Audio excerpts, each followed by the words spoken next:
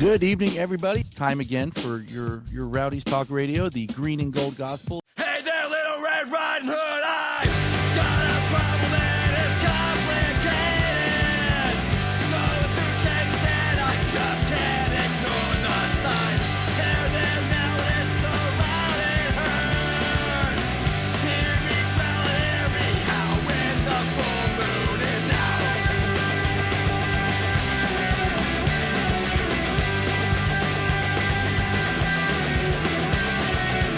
Hear me growl, you see me run, you see me jump. Try to fight, but I emerge with the prize in hand. You better watch out, it's gonna take more than what you got. All eyes are on me and the silence is deafening. There's no help against this full moon. Don't ever say I didn't warn you, because I came to play, came to play, I came to play, came to play, I came to play, came to play, I came to play. Wow!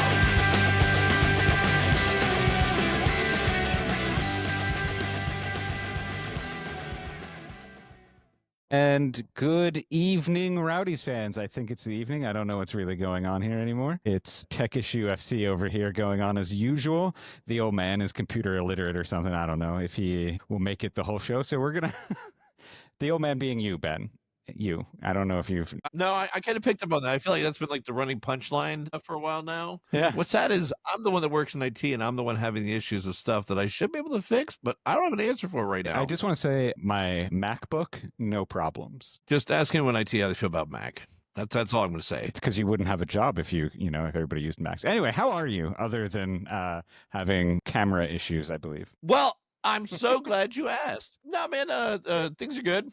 You know, lots going on around here. Kind of a busy week with work, and then I've got some personal stuff going on. Plus, I've got another interview in the works right now that I'm hoping to pull together this week for Free People with an old friend that I think you guys might find interesting. And I will hint that it involves the youth. So Everybody's I'm the kind youth.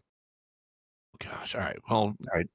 Let's see where this is going for the night. This is just gonna be a running theme. All right. Well, so glad to be here. Okay, get off my lawn. Did they wheel you out of the home to the microphone? Well, God, I just, sometimes I question my friendship with you, Dan. And then I'm reminded, I don't know. I got nothing here. I don't know So I've got nothing to get. So happy to be here. It's been a good week. I've got stuff in the works. I'm working on some stuff behind the scenes. I'm hoping to pop out some new stuff here for you guys. I hope you guys are liking it. Yeah, all in all, things are good, man. How are you doing? I'm doing all right. Can't complain. Start a new job tomorrow for Ooh. 6 weeks. It's a 6-week gig. It's nothing crazy. Just running field ops for a campaign. But That's still pretty cool. yeah, it's a couple $1,000 for That's in your wheelhouse. 6 weeks of work or something like that. But yeah, it's pretty good. The Rowdies played a game on Saturday, and then I went to the Gotham game on Sunday. That was also a draw, but no goals. Yeah, I watched that game. Yeah, And it was less entertaining than the Rowdies game. I'll say that.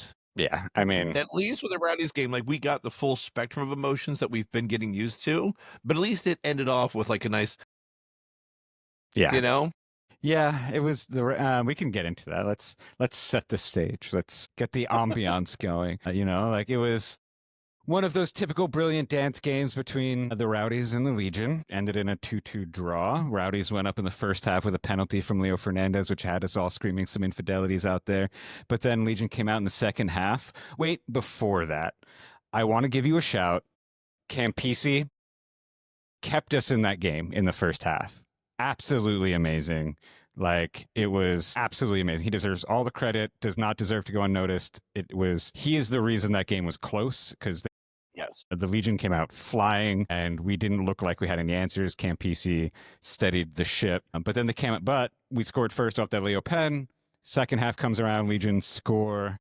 And then took the lead not too long after. We go down 2-1. It felt like another one of those ruined puzzles, cursing like saints and sailors. And I was thinking about what standard lines we'd use for the show, because, another blown lead. yeah.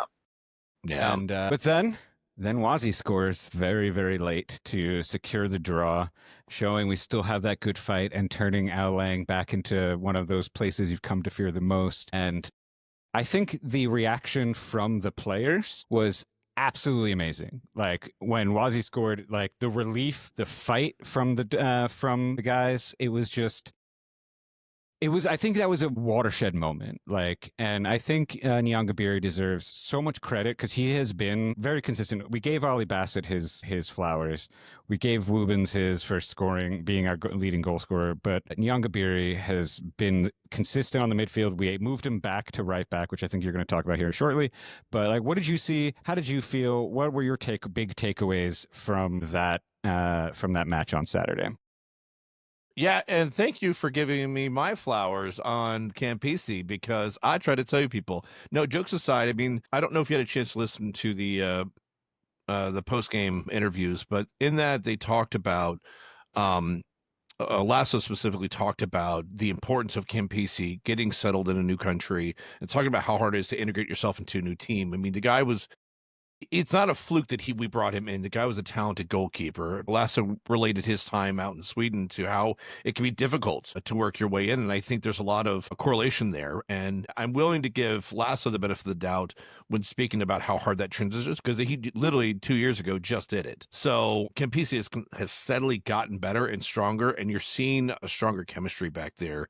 And I think the biggest thing for me defensively, even though we have been susceptible to, I think, some easy goals, I don't think it's been because of goalkeeping. I do think we're seeing that there is a confidence that they can push a little more in certain ways, but they trust their goalkeeper to make the big save. And that is something that we're seeing. Now, I'll get on the goals here in a little bit, but if I kind of start at the beginning, kind of building up to kind of past that initial wave, that onslaught that Birmingham had, which seems to be a consistent thing. It's still concerning. I still have my worries about us getting into the game. It feels like we need a buildup. And off the top of my head, I can't remember if that's been just a consistent thing, even from Neil to now. I don't feel like it always has been, but it feels like we just take forever to get into a game. And I don't know why.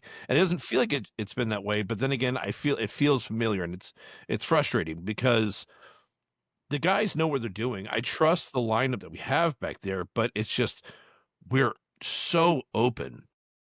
Now, speaking to our lineup, obviously you guys noticed we stayed technically it was listed like a 4-4-2. That is not how I saw it at all. Some of you guys might know, and Neil kind of talked about it in his time here. We've heard other people talk about how lineups are a fluid thing. There's not really, you may start in a certain formation, but it changes throughout the game. To me, this felt much more like a 3-5-2. And yes, I know Wazzy was out there playing the right wing back kind of position, but really in the attack, he was all forward, all motor, all game. And in the attack, we had a lot more depth. One thing I don't like, and something you and I have talked about, is that 4-4-2 is just for. I don't know if it's because of who's available or if it's what's being coached or what. I don't like it, at least not the way that it's being presented currently on the field, because it is so flat. Something I talked about with Jeff Herndon when I saw him during the game is you could literally see a straight line across of defenders, midfielders, strikers. And it was no wonder that we were just getting ripped apart at the beginning of the game. The second we saw it kind of change a bit by pulling well, obviously Venkizio was in the middle, but by seeing Wazzy kind of take more of an attacking kind of role, you saw Castellanos, Lasso, and Guillen kind of shift a little bit more central. And I felt like we had layers to our attack as opposed to just straight lines, which, again, we just got ripped apart. Once that happened, we looked goal dangerous quite often throughout this game. And I kind of want to cap at the first half and get your thoughts here. But, building up into that penalty for Leo, like we were creating chances. I mean, it wasn't one dimensional. We were making movements. There were times that I thought off-ball movement wasn't as good this game, but I felt like we created more chances, and I felt dangerous in the first half. Did you notice anything that kind of stood out to you in the first half? A lot of that. I do, listening to you talk and, thinking about it, I wonder if Steve Coleman's hope, is baking a cake, for lack of a better analogy or metaphor here, where, the first layer is just getting guys positionally aware and he's layering now, like moving, slightly shifting to, to the 3-5-2 with Nyangabiri going in attack, as also guys are getting healthy. Like I do think the switch of putting Van Casio back into the midfield where he's more natural and putting Nyangabiri on the right side should have happened originally, but I'm just an idiot who talks into a microphone. So like but we saw the change there. I think also being able to get 70 minutes out of Leo changes a lot of things, and having Bassett and having them learn each other. I do agree. I think one of my issues right now, and I've sent it to you, and we discussed a little bit, I think a week or two ago, of like, with the strikers we have, I think we should play with one. I don't think we need two, because they're playing very similarly. Either neither are making a run, they're making similar runs. So it's very like there's no unique movement to pull a defender off the other one. They tend to be close. Like there's nobody. So I don't know what's going on there. I think the striker situation, whether we bring in somebody, cut it to one and put another midfielder on to like once we get a little bit more healthy, to help create and open it up, because I think you can mess around there and have Leo like kind of like an attacking mid strikers creative player, while like just give him freedom and give Bassett freedom, one of the two, because Bassett just has like the energy of the Energizer Bunny out there, and their hairs are almost the same color, but. It's just one of those things where Ollie shined. Yeah, Ollie shined in this game. This was peak Ollie performance this game. I'm with you. So, right, like I think we just need to look at what we have, and it's an abundance of riches in the midfield, very thin up top. So maybe let Arteaga play 60 and Wubens 30, or vice versa, or like you can change it up and throw 2-3 strikers on late. Like I think playing with two strikers that are very similar isn't working. I know Wubens is better on the break. He's faster than Arteaga. So like him and Nyangabiri on the break is dangerous. I mean, putting him on at 55 minutes and, letting him and Nyangabiri tear up defenses late in the game, especially at Al Lang in August, come on. Like that'll be, but I agree. I think there's changes, there's tweaks, and I think just tactics and like the strategy of the game and the tactics and the gameplay is getting layered on. I think to throw this way back, I think Thomas Rongen, when he came in, he tried too much too quickly, and I think players were hesitating. They weren't able to pick it, and that was something Neil Collins did very well. Was he simplified the game and then built up, even when like.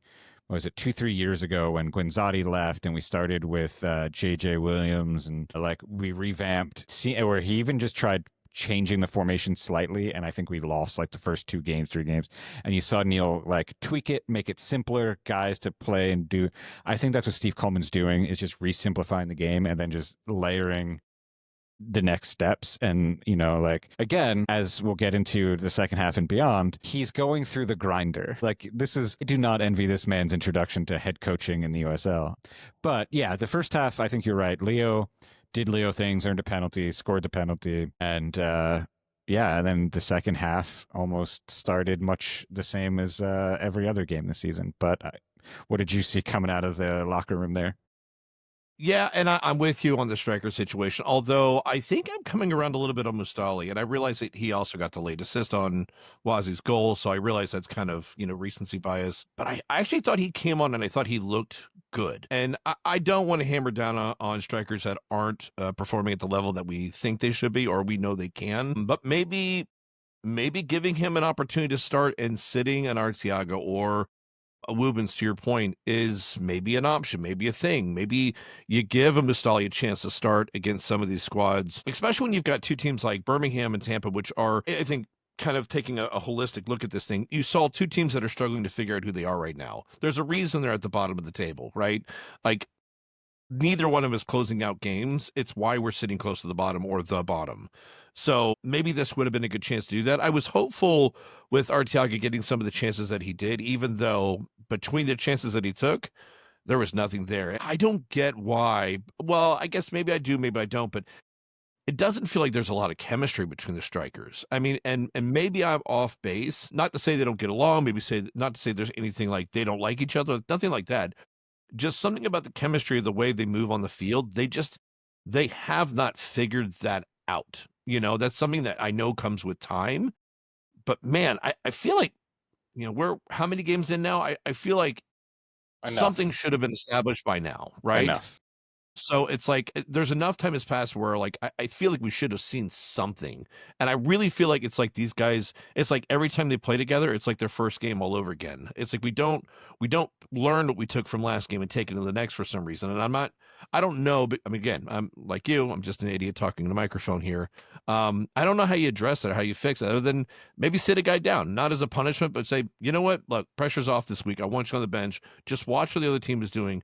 And when your number's called, use what you've seen out there and use it to your advantage to go on. Because sometimes, and we've heard players talk about it, in past Rowdies teams talk about sometimes coming off the bench is a great advantage because you can see the game differently from the sidelines, right? So maybe taking him out for a half or, take him out for 30 minutes, whatever it is the right option for him and give Mustali a chance. Or, like you said, go to the single striker. I think Wazzy proved one thing. I had forgotten just how fast and dangerous he really can be. Like, I know he is. Like, I didn't forget who he was, but like, man, that goal. I mean, that was pure, that was 100% Wazzy doing Wazzy things. He was determined. He wasn't getting stopped. And if you listen to him talk post game about how that all went down, he broke down a 3-second sequence into like a minute long. Like that's how slow the game was for him at that moment. Like that is a great sign for a guy. Go ahead. I was going to say last year when I first saw him play for us, I think I said he was everything we hoped Dayon Harris was going to develop into, and just injuries stopped it.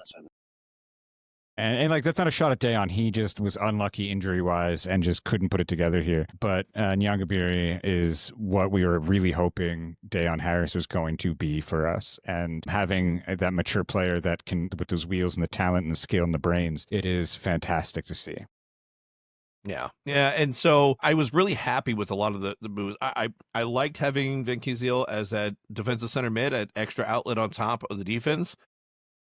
I mean, one thing I think we can confidently say is that there is a good understanding of position-wise where they need to be between Castellanos, Lasso, and Guillen. I feel like those three flow pretty well together. I understand there's some holes and some overloads that they keep getting beat on, but some of that is just they're sending their fastest guy past Lasso, but Lasso takes the better angle, and I mean, being the veteran as he should, stopped a couple shots, which if you go back and watch this game, he did. Even though, and this really annoys me about highlights, Roku. It's just kind of like a grinds my gears moment. When you go back to watch the highlights, why the F aren't all the chances on net on the freaking highlights? Like, I get it. Maybe people don't care about highlights, but that's like the exciting stuff of the game. I want to see that. Like, why is that not there? It's okay. I don't know. Two things. First, you need to. Right. I'm going to sound like Matt here, and you need to go back and you need to watch a show called Sports Night. I think it's on Amazon.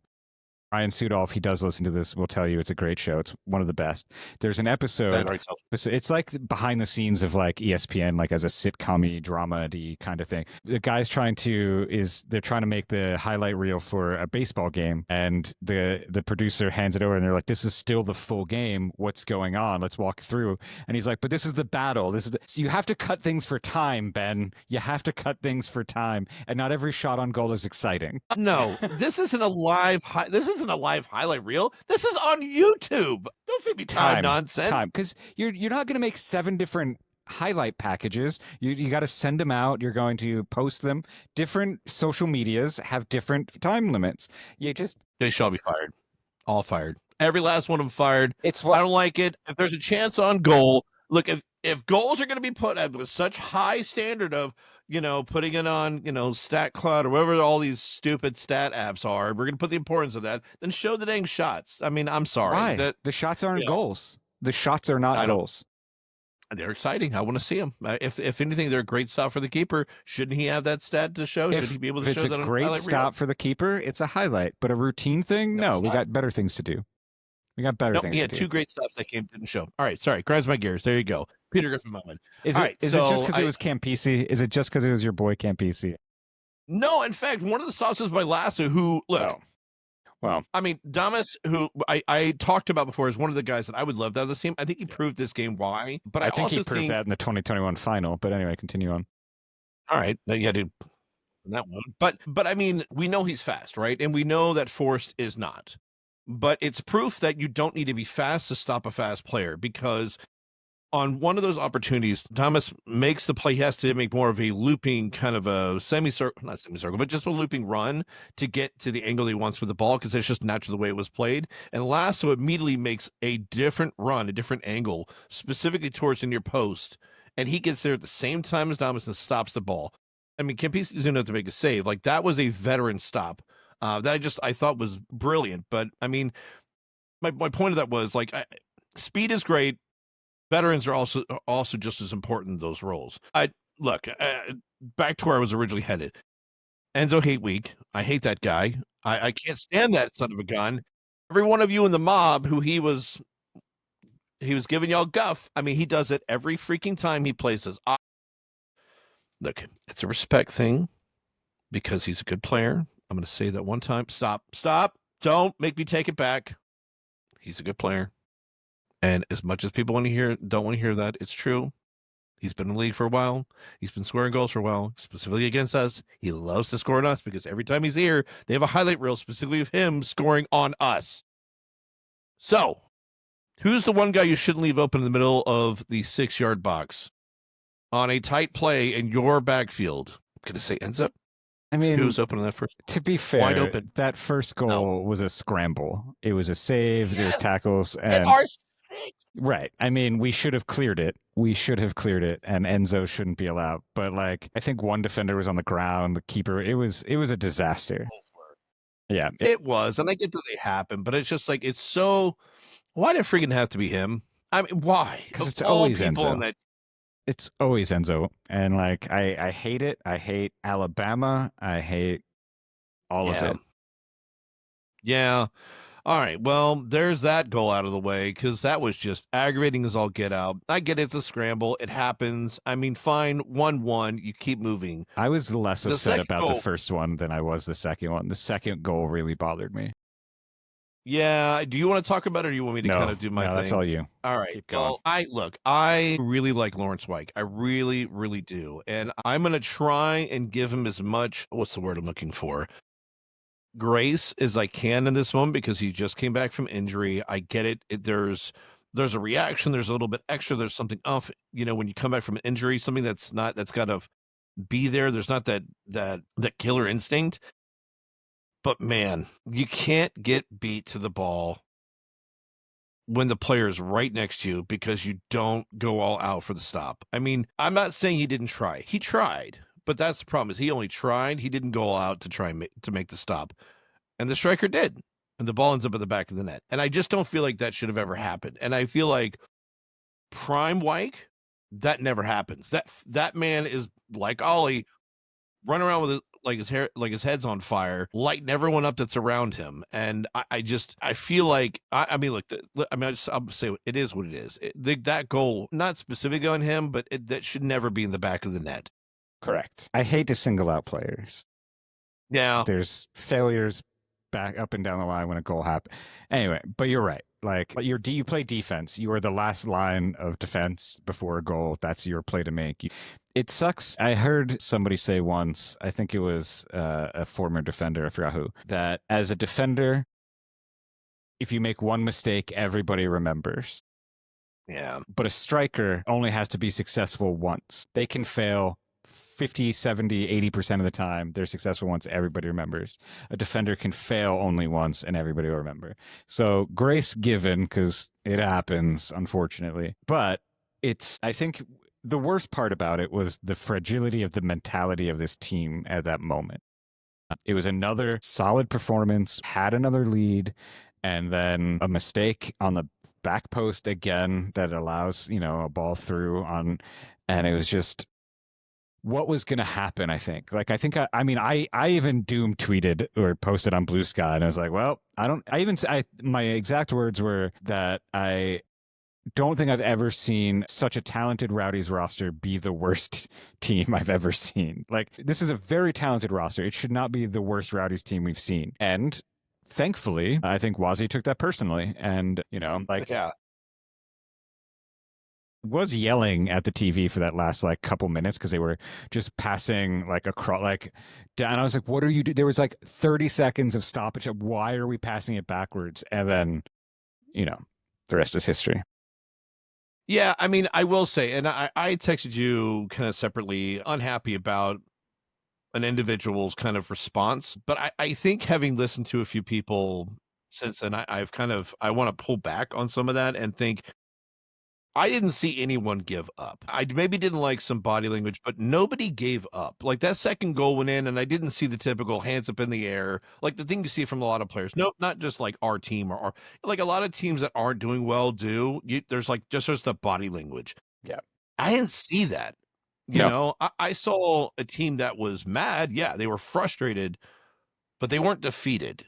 And that was something that I mean really stood out to me. More I've kind of had a chance to sit back and have rewatched that last like what 15 minutes. I think I've watched it like 3-4 times now because I was really because I mean Dan will tell you I was not happy with a certain individual, but I think I really took to was just how the team kept fighting. Like they didn't feel like it was over, but the energy in the stadium might have felt a little over, but I didn't feel that from the team or the players or the guys on the sideline. Like it didn't feel over for them, and that Which to me that's important. I know we're always trying to, oh well, maybe this is our chance to finally make a deep run, and like I know that we all want to say that we're mad. This team's horrible, strikers suck, and this sucks, and every. I get that emotion, I get that feeling, but like Dan talked about last week, we are supporters, you know, and supporting a team when they are excelling is easy. Supporting a team when they are struggling and finding their way, you know, I feel it's more important as a supporter, and this is just my point of view, to point out the things I feel like we are doing right and we are improving on because these are the building blocks that get us to where we want to go. And hammering down on a team as a supporter when they're already down, to me, it makes no sense. it's Like, I mean, if that's what you want to call yourself, you know, and especially after they've already fired the coach, right? Like this is obviously a period of rebuilding and transition. There's nothing more you can do. You can't fire all of the players. Sorry, you Right. can't do it.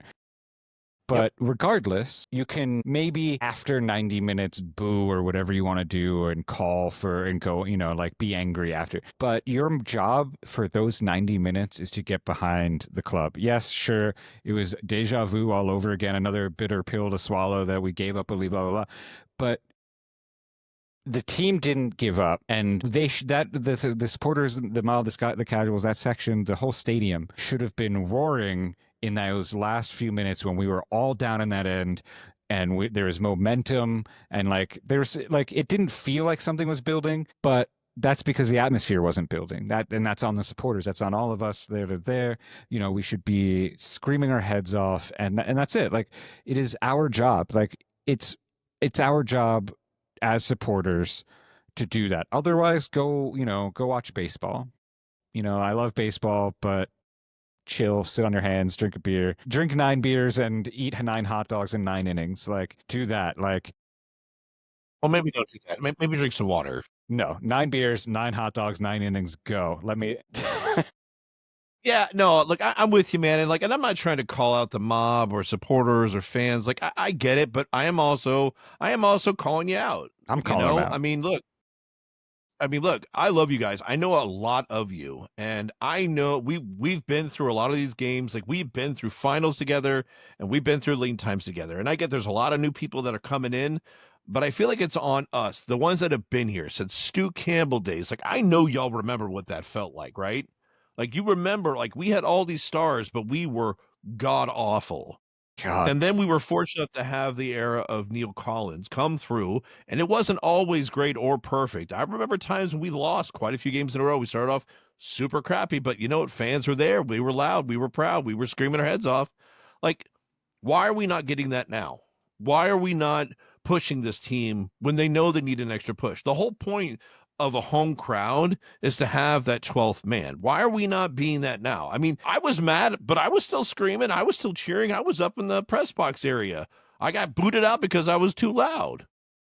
Like, I mean, Yeah, I mean, it's look fair. I mean, I know better. Like I've only been doing this how many years? Like I know better. But I mean, guys, I mean, like this is the time when we're supposed to push the team and back them up more than anything.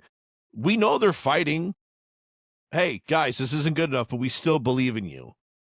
Hey, you're a striker. We know that you can put the ball in the back net. Go do it, and we're going to keep cheering for you. I mean, I just, I don't know. It was something that kind of upset me from up at the very top where I don't normally sit. I normally sit out at midfield or I'm right there at the tunnel. And I just, it was a noticeable silence. Yeah, I mean, even if you want to be cheeky about our strikers and have arrows pointing at the goal or something, like you could have fun with it, but still be supportive, positive energy. Doing, I mean, like we have two of our biggest rivals, one Orlando City on Wednesday, Charleston on Saturday. All of the years I've spent whining about why are we still hung up on Orlando City, all of that's coming back. We're playing them. Be there. Like this is when this club needs you. And also like it should be a rocking crowd. Orlando's going to is probably immediately sold out their allotment of tickets.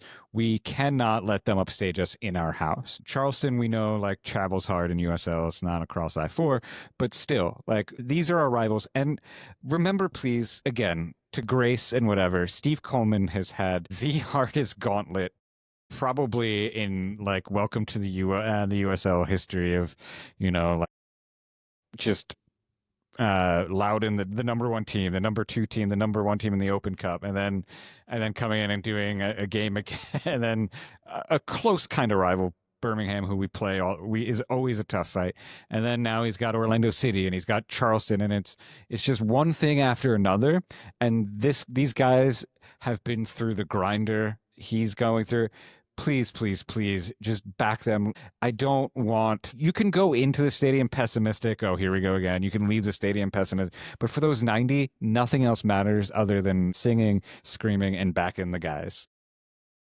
Yeah, agreed. I mean, I look, and I got a number of messages from a number of you guys. I know there was a lot of sarcasm and stuff in the messages, but you know, I mean, I get it. I work for the team, so I'm there, but like, I put blood, sweat, and tears. Like, I took the job because I believed in this team because it was a way to take my love for the team, my support of this team, and take it to a different place and get to be a part and have an effect on the game in some small way. Something I did played a part in how the game went, right? And I mean, I get it. The pitches, I mean, obviously the pitch is big, like, because we always complain about bad pitches. But I mean, I did that. I mean, blood, sweat, and tears. I went out there, and even now, like, I don't have to do this. I don't have to talk about the team, but I love this team, and I care about this team, and I'm mad about things, and I'm pissed about certain things, aspects of our play, sure, but I still go. Like, I'm not working this Saturday. I'm still going this Saturday. It's the first day I've had off in months.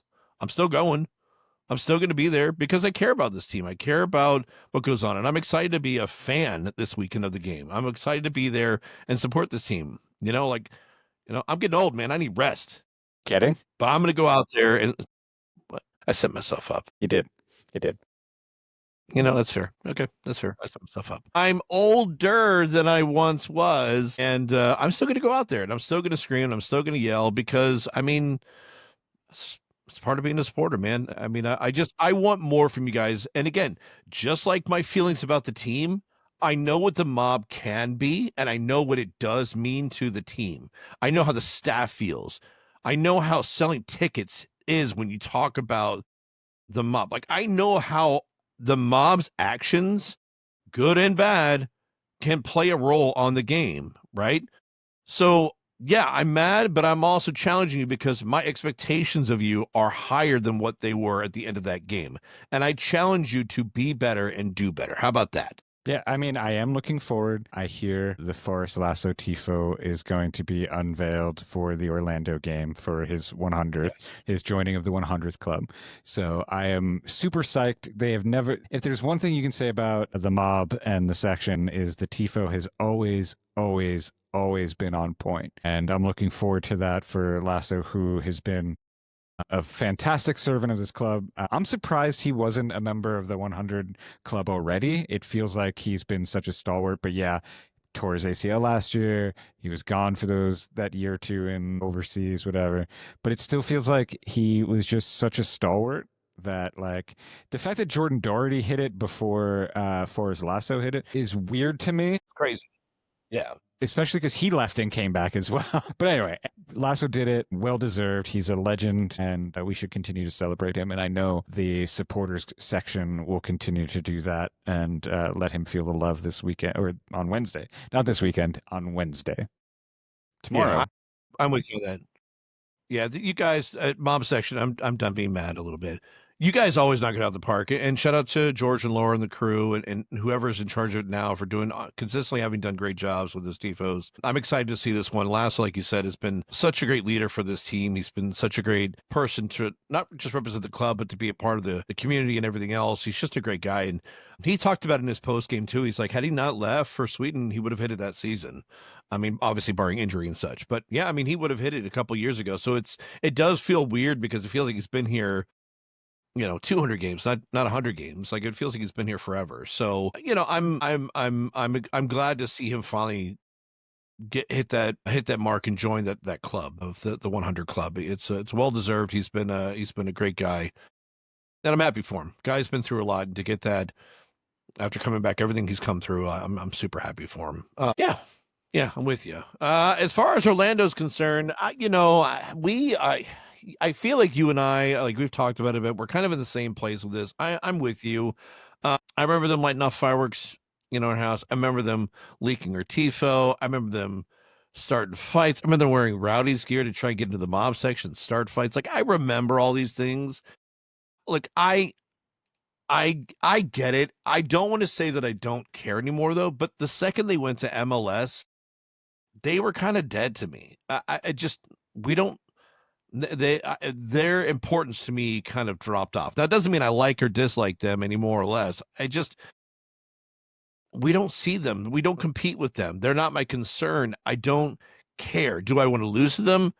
Absolutely not. Am I concerned how a starting MLS squad with a larger budget, bigger salary, and access to better players is going to do coming into our house with the current way we're playing? Yeah, I'm concerned about it. But to kind of round it all together, that's where I want to see our fans show up and show out for our team, because I feel like that 12th man is important, because I know damn well Orlando fans are going to show up. I have seen their posts. They are just a lovely bunch of people, but they're going to be, look, Orlando's going to be Orlando. Their fans are going to be their fans.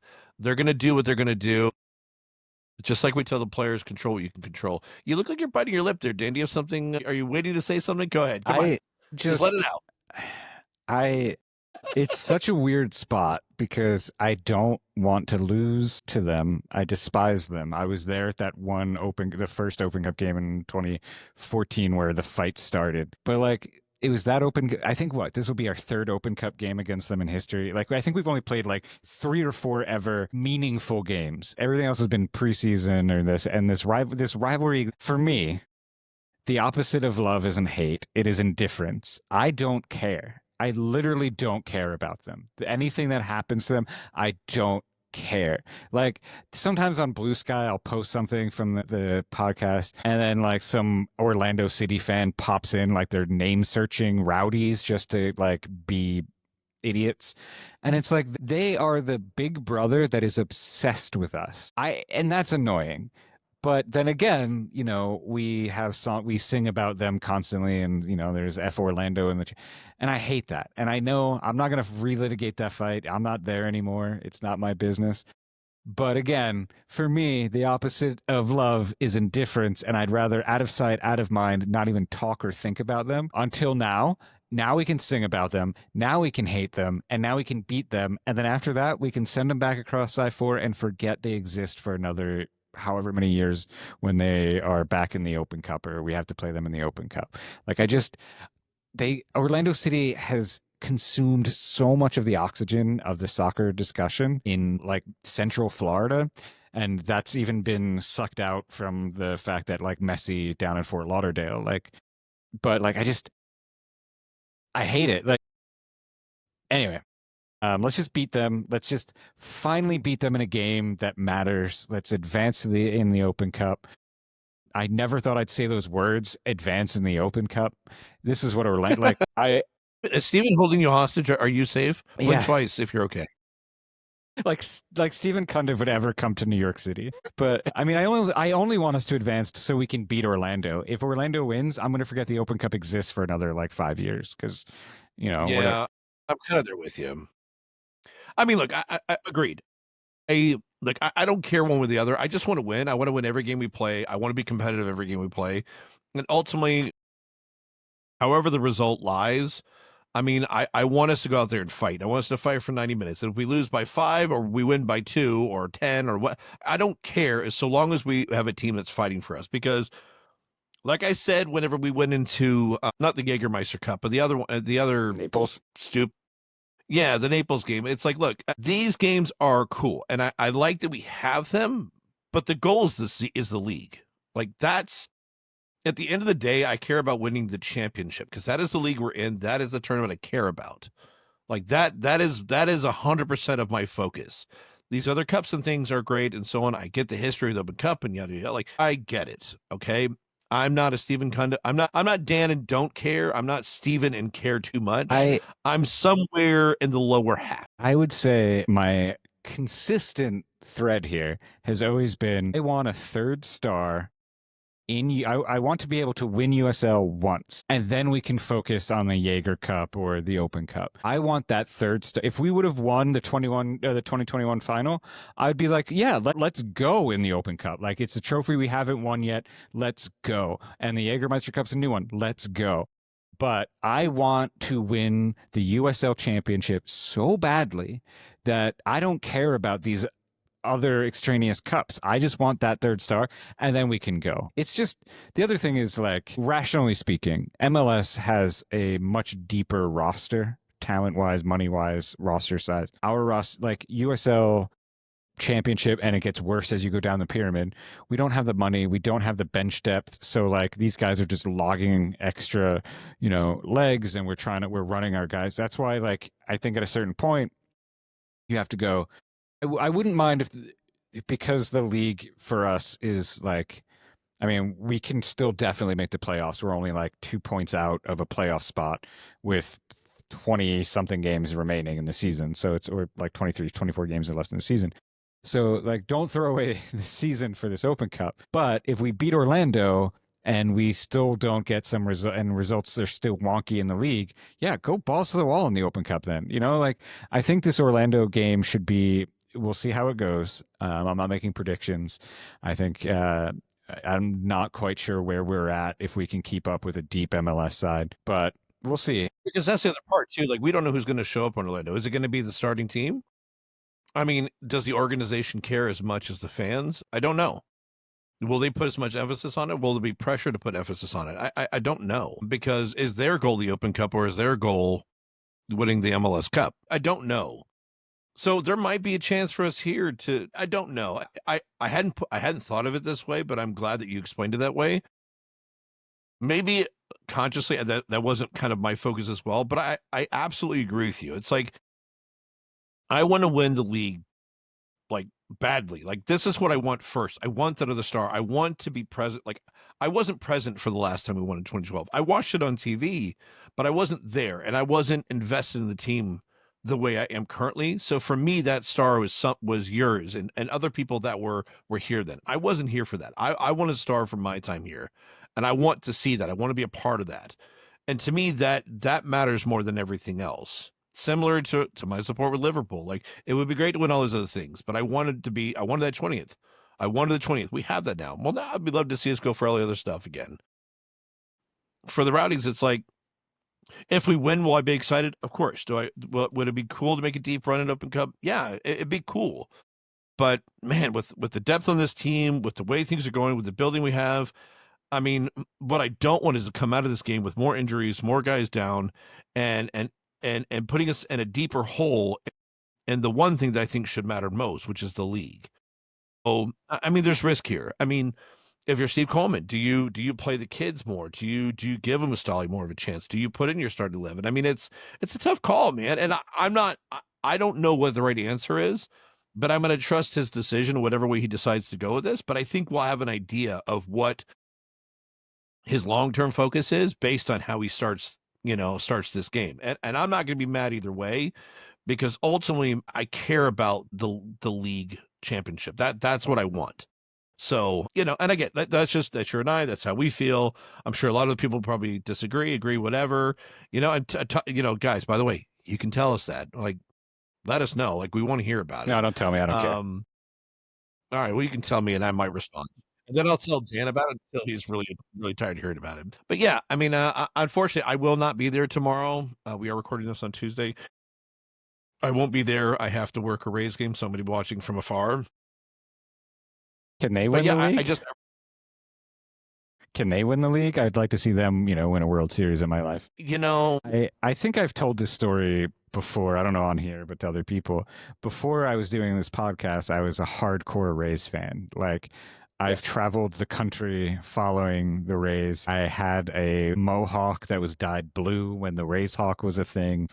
I poured a lot of my life into the Tampa Bay Rays just to have my heart broken several times.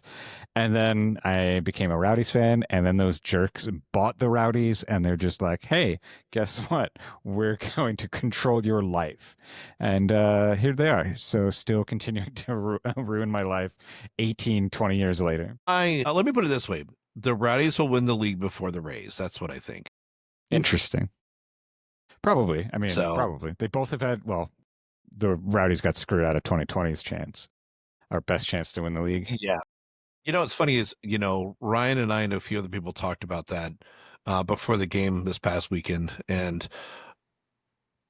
without getting too deep into it, I understand why it didn't get played, but I'm really frustrated because I really feel like it should have been played. Yes. Because had we played Phoenix in that game, 100% we were winning. There was no doubt in my mind. I mean, essentially, we both had the same squads going to that very first game the next season, and we played with them like they were our food. I am slightly glad it didn't happen because I wasn't able to be there at the time because I was playing politician. But I would have been very upset if all of the time I invested into this club and then I couldn't even be there for a championship. So I was really excited for 2021, and they broke my heart. But that Eastern Conference Final is still the best sporting event I've ever been at, and I've seen the Tampa Bay Lightning win 2 out of their 3 cups in person. So anyway, we're off topic.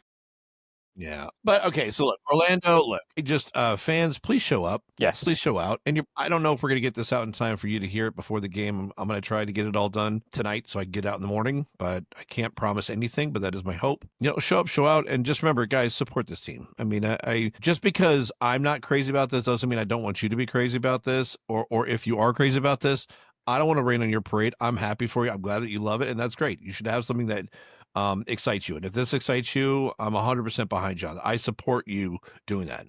I want something different. But ultimately, we both want the same thing. We both want to win, and that's what matters. Going into Charleston this weekend, I mean, look, they're not coming off an easy schedule either, though. I mean, they're coming in off a midweek Open Cup game against DC United. Our boy Connor Antley is back in the lineup, which shout out to Connor Antley. I love that guy. I freaking love that guy. And real quick, Connor Antley story, which I know I've shared before, but every time I get a chance to share it, I'm going to share it. Preseason, first year with us, even before preseason, we played a golf tournament together. One, he and I instantly bonded. Just a dope individual. So we always call each other champ back and forth all season. So anyways, we go into this preseason. I forget exactly who it was we were playing. It might have been like a Tormenta or someone like that, but it wasn't Tormenta because I know he had played with them before, but it was like a team like that. It was like a lower division team. That man talked so much trash and destroyed that side. There wasn't a player within his vicinity that he didn't absolutely eviscerate throughout the play of the game, with not just his play, but his mouth. He talked more crap than I've ever heard any professional player talk, and backed it up the entire time. And I instantly already liked the guy. I fell in love with him. For those of you that have followed his career since he's left us, he unfortunately had suffered another injury. He is back now. He is back in the lineup for DC. DC, while they are not great, they are a very talented team. We've got one of the best strikers, I feel, in the league, Benteke, who is just an absolute monster in front of the net. Christian Benteke is such a good MLS signing. Like, Messi, great. Obviously, he's going to succeed no matter what because he's Lionel Messi. But how many other European guys have come over and have struggled? But Christian Benteke, like his style just fits MLS. He's a giant man that can just trap the ball and turn and rip it, or just is a giant man that can head the ball in, and that is all you need. But yeah, Connor Ainley, this apartment adores him so much. His wife was our wedding photographer. We were gonna go. I feel so bad because we were gonna go see him play when DC United was playing New York City FC, and he pulled a hammy and didn't travel. And then he messaged me. He's like, "I'm so sorry. Like, come Red Bull." And that's the game before Red Bull or something. I think is when he tore his ACL. And he was so apologetic. And we're like, "Why are you apologizing?" Like, we are sorry. And Casey sent a care package, and the card was like, "Here's a bunch of stuff. Like, if you need anything, KNEED." And I was like, "Don't sign my name to terrible puns. Like, please don't do that." So we absolutely adore that, like him and his family. And I'm so glad he is healthy and playing again. And I hope he absolutely destroys Charleston. I just love him so much. And he's the only reason why, like, I even have MLS season pass is to watch him play when I can, because I just don't care. I mean, either I'm watching the Rowdies or I'm watching Gotham. Liverpool's I don't need to watch them the rest of the season to the last game. Roma, I watch Roma. You know, I know you hate Italians for some reason. No.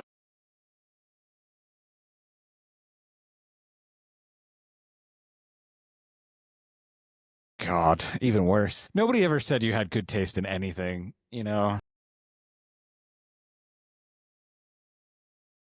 So where all this was going, though, was yes, they've got to play Charleston, who I hope he gives them hell. I talked to him briefly through Messenger Sunday night, and I just told him I was so proud and so happy for him. He's so excited to see him back in the pitch, and just I love the guy. I just give him hell the rest of the season, right?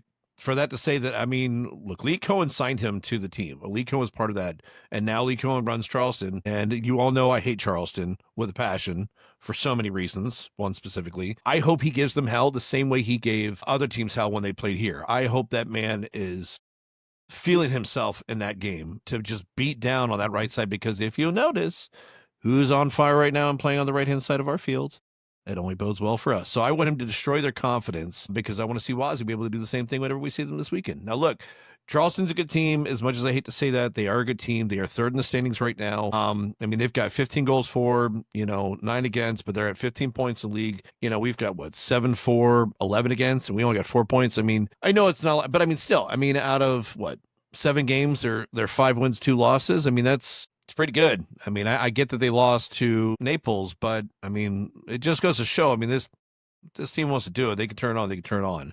So we're gonna have to show up for this game. We got to show up for every game. That's a stupid thing to say, but there's bad blood between these two franchises. I think, was it last year that Nate Worth had that amazing wonder goal against them, and then they came back and, of course, beat us the next time around. Yeah, I mean, it's also the no quarter derby, like our closest geographic rival. Like, there's in it for the fans. There's stuff here. We should be excited. We should be angry. We should have some fun, sing some songs, drink some beers or sodas or water or tea, coffee, and just have a fun. Like, let's party, in the epic words of Andrew WK, I forgot the song. No. When it's time to party, we will party hard. That's what we need to be doing this week, Wednesday, Saturday. Party hard. Yeah, I mean, guys, this is gonna be a fun week of soccer. I mean, like, we've got 2 really tough games ahead of us. Whatever way you want to slice it, however much stock you put in either game. I mean, this is gonna be a tough one. As mad as I'm going to miss Wednesday, because I hate missing games just in general. I will be there Saturday as a fan with you guys. And I'm excited. Look, I mean, I'm going to be screaming and cheering. I hope you guys are too. I hope you guys are ready. Again, like I've said before, I mean, grab a friend, grab a neighbor, grab a stranger. Well, maybe just be careful when you grab a stranger. But we don't condone that behavior, Ben.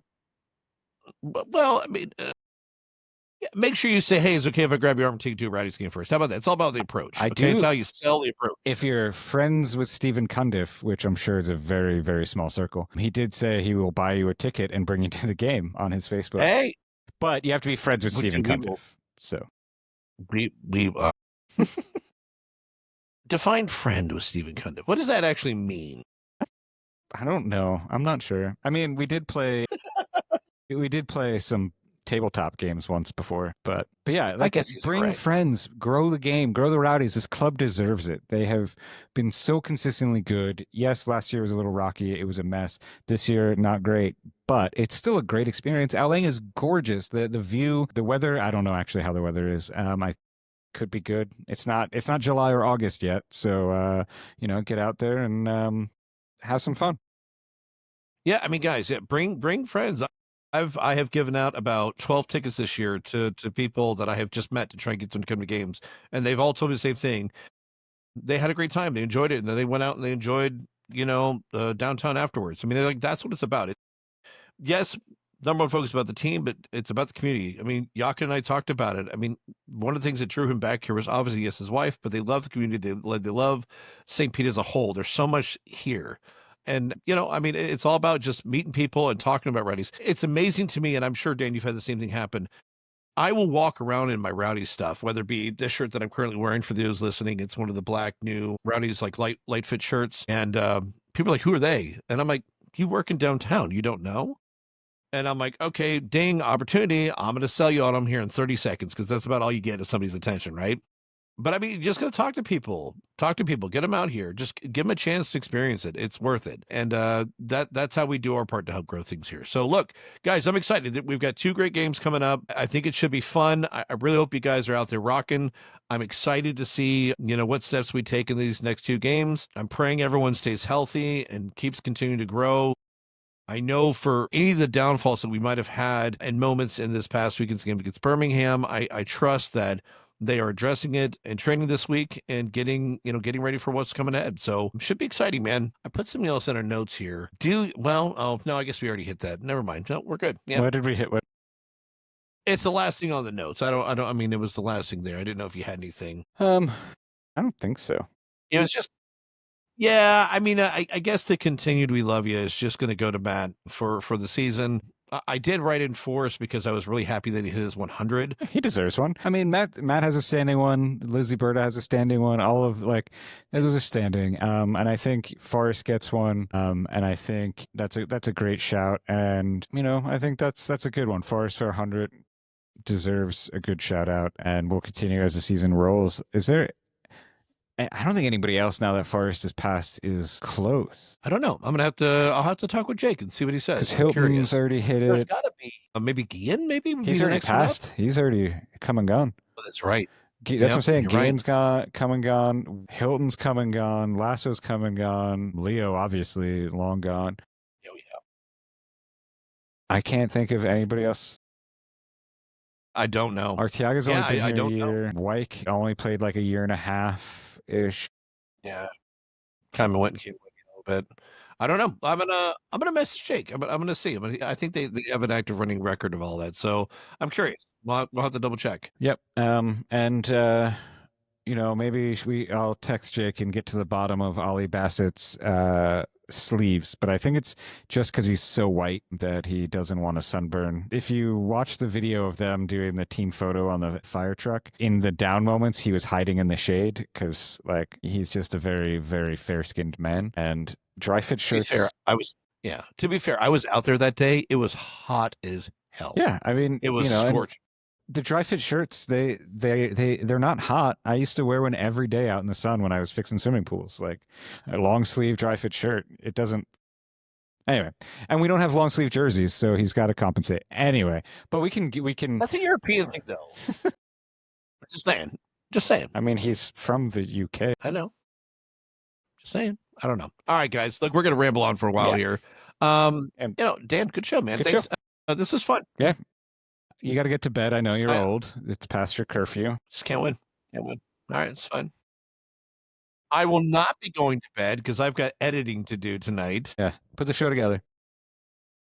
By the way, guys, Rivalry did a really good podcast this week. Go check them out. I really liked a lot of stuff they talked about.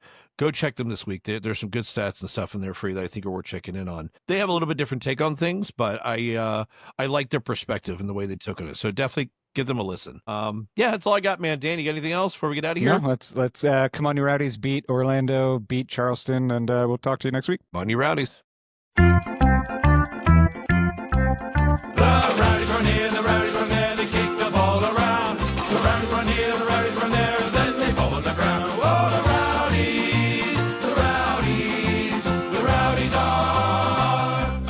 grass. When the Rowdies play soccer, it's a sight to behold. You'll swear there'll be devils with magical toes. You'll laugh, you'll cheer, you'll leap from your seat when they kick with their head instead of their feet. The Rowdies run here, the Rowdies run there, they kick the ball around. The Rowdies run here, the Rowdies run there, and then they fall on the ground. Oh, the Rowdies, the Rowdies, the Rowdies are kicking the grass. When the Tampa Bay Rowdies take the field, there's a roar. The fans' loyal fannies cheer the team they adore. There's music, there's laughter, pretty girls all around. It's exciting to live in